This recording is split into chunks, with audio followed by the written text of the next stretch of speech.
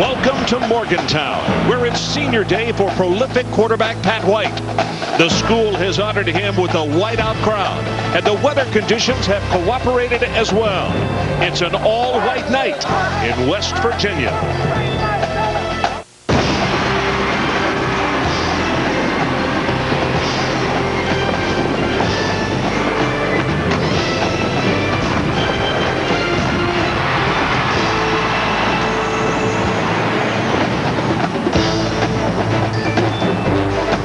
Welcome to ESPN2 College Football Primetime, presented by Kay Jewelers. Tonight for the Big East Conference, the South Florida Bulls take on the West Virginia Mountaineers from chilly Morgantown, West Virginia. And right now, let's take a look at the Big East standings. Cincinnati sitting on top with a 6-1 record, followed by Pittsburgh and Rutgers at 5-2, and West Virginia at 4-2. Hi, everybody. Ron Franklin along with Ed Cunningham, and a happy holiday season to you. This will get you in the Christmas spirit with this kind of weather. I'll tell you what else will get you in a great spirit, and that is the fact that tonight Pat White, among 17 other seniors playing their final game, he may be the greatest of all the Mountaineers that's ever worn the uniform. It's been an amazing week around Morgantown as they've honored this young man, as they should. A good young man. He gets his degree next week, and who can forget some of the great wins that he has engineered here. Remember, go back to that 2006 Sugar Bowl against Georgia, shocked the college football world and showed that the spread offense was here to stay. And then, of course, last year when this place was in disarray, when Rich Rodriguez was leaving for Michigan, he went out into the desert and put a big win together against Oklahoma in the Fiesta Bowl. Two of the greatest wins in the history of this great program. Not only Pat White, and we get to see him for the last time tonight, Grothy, the starting quarterback for South Florida. Folks, both of these guys can hit the 10,000 total offense yard mark tonight, which is incredible. And it's never happened in this conference. So we've got two guys who may do it in the same night. Now, the bad news for Patrick White, we mentioned he's a senior. This is his last regular season game. Is Matt Grothy is just a junior. So even though Pat White will end his career as the Big East leader in total offense, have a feeling Matt Grothy's going to catch and pass that next year. Well, as we mentioned, it's a very special night, senior night, and they are being introduced right now. And in fact, let's join Travis Jones, and we're going to hear the ovation given the last 4 or 5 guys. I think you'll be interested in the attention White gets here tonight. A long snapper from Princeton, number 46, Adam Hughes. A receiver from Greensboro, North Carolina, number 21, Darrell Jallah.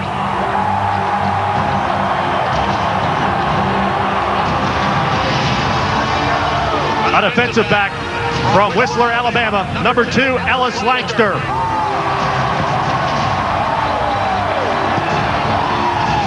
A linebacker from Wilmington, Delaware, number 54, Jim Lewis.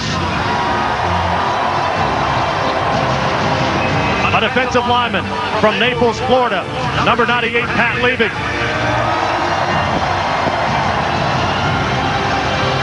An offensive lineman from Central Square, New York, number 63, Stephen Mall. A tight end from Paris, Texas, number 86, Sammy Marone. A defensive lineman from Pittsburgh, Pennsylvania, number 91, Doug Slavonic. A receiver from Springfield, Virginia, number 84, Ezra Talai. And now, your 2008 captains. A receiver from Tampa, Florida, a member of the Football Coaches Association Good Works team, number 83, Tito Gonzalez.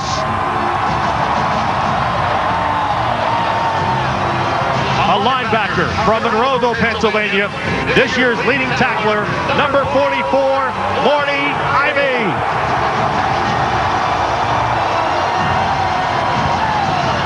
A kicker and punter from Plum, Pennsylvania, a Ray Guy Award national finalist and the school's all-time leading scorer, number 40, Pat McAfee.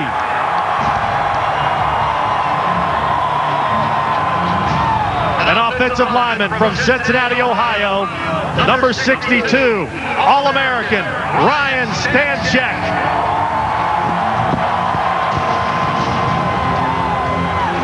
And a From Daphne, Alabama, the holder of 16 WVU, Big East, and NCAA records, and the nation's all-time quarterback rushing leader, number 5, Pat White.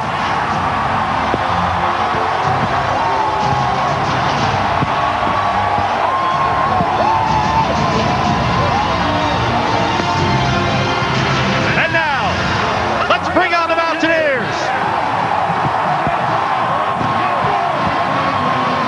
We'll get you ready for the opening kickoff when we return to Morgantown, and that is in just 60 seconds.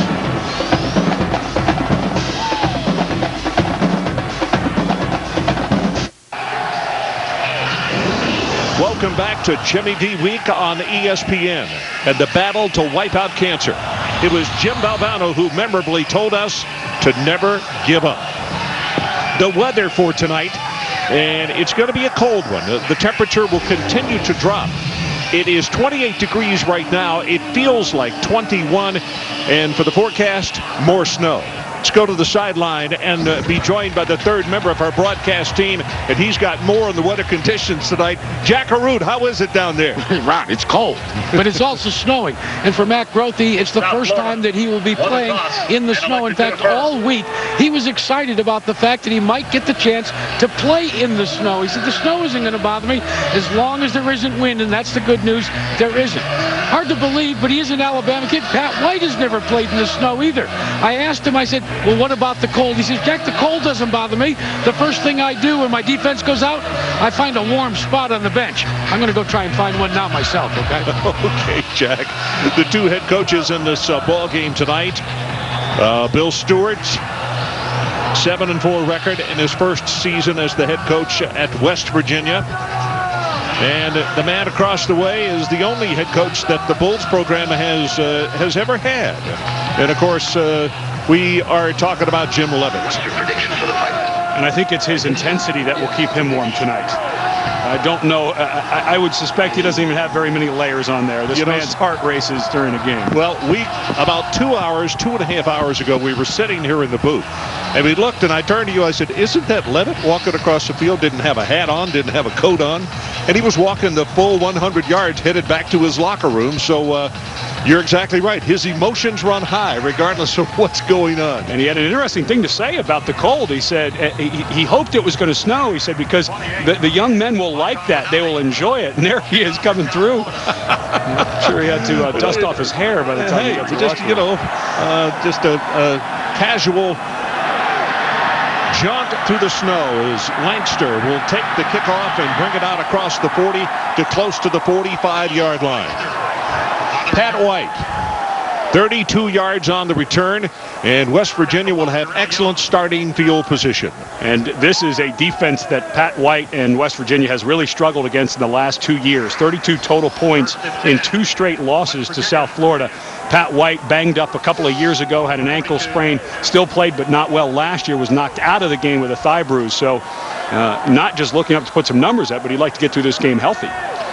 Well, Jock Sanders is in the backfield at tailback along with the quarterback Pat White, and I have a feeling that is for formation purposes only. And in fact, he'll get the handoff, takes it to the right, and he'll have about 6 or 7 yards as Bowie knifes in from that left defensive end spot. And Jock Sanders, a young man, when we met with Jeff Mullen, the first-year offensive coordinator that came up here from Wake Forest when the changeover happened, said if he had one critique of himself, it was that they didn't get the ball enough to Jock Sanders. Now with Patrick White and all of the Noel Devine, that's difficult, but they will try to get it to him more. On second down, White, the left-hander, gets it out to Sanders. And Sanders is going to have the first down as he takes it inside the 50. Going to be a gain of 5. And Keon Wilson makes the tackle. We will call his name a lot tonight, number 42, along with 2 super outstanding defensive ends, George Selby, number 95, and Jarrett Bowie, number 90. All very, very good players. Yep, Keon Wilson is a junior college transfer his first year, and the coaches, Wally Burnham, the defense coordinator, said he's really picked it up in the last few weeks. So West Virginia, on their initial drive of the night, moves the chains on their first drive. And White, quick pass out on the far sideline, has it complete to Arnett. That's good for 8 yards. And Jerome Murphy is there to make the stop. Here are the impact players for South Florida. Well, you mentioned George Selby was a unanimous All-American last year. He's been battling an ankle injury. That's going to be slow on this slick field, I would suspect. McKenzie, the strong side outside linebacker, leads the team in tackles by over 35 tackles. And Carlton Williams, although a strong safety, will play a lot down in that nickel linebacker spot because of the spread offense tonight. Sanders in the backfield again. Jala is the man who was in motion, number 21.